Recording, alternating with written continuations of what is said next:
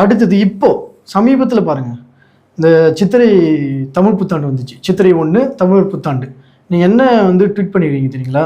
அதாவது உங்கள் அஃபிஷியல் கட்சியிலிருந்து வந்த ட்விட்டரில் போஸ்ட் நீங்கள் என்ன வாழ்த்து சொல்லிக்கிறீங்கன்னா, சித்திரை மாதத்தின் முதல் நாளை கொண்டாடும் தமிழர்களுக்கு வாழ்த்துக்கள்ன்ற மாதிரி பண்ணியிருக்கீங்க. அது என்ன சித்திரை மாதத்தின் முதல் நாள்?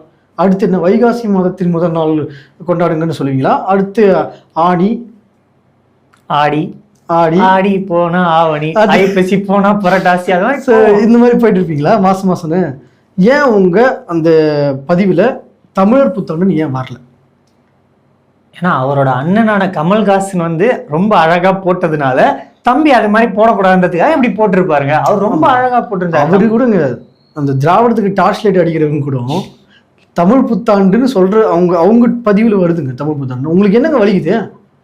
தமிழ் தேசிய கட்சின்றீங்க, தமிழ் தேசியத்தினுடைய ஒற்றை நம்பிக்கைன்றீங்க, எங்களை விட்டா தமிழ் தேசியத்துக்கு ஆள் இல்லைன்றீங்க, தேர்தல் நேரத்துல நாங்க தான் ஒரே ஆள் அரசியல் காலத்துல நிக்கிறேன்றீங்க, ஆனா தமிழ் புத்தாண்டுன்னு சொல்ல மாட்டீங்க. பங்காளி கோயிச்சுக்குவாங்களா?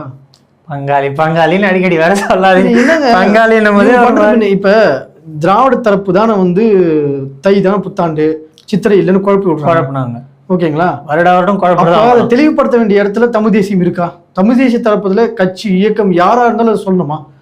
ஓகேங்களா? நீங்க என்ன பண்றீங்கன்னா அந்த இடத்துல நீங்க தமிழ் புத்தாண்டு மென்ஷன் பண்ண என்ன அர்த்தம்? அப்ப நாங்க என்ன நினைக்கிறது? 4 வரியில போட்டாரு. ஆக்சுவலா மத்த விஷயத்துக்கெல்லாம் பக்கமா போடுறவரு. இதுக்கு ஒரு தெளிவு விளக்க உரை மாதிரி போட்டிருந்தா அந்த குழப்பம் கொஞ்சம் தெளிவாயிருக்கும்.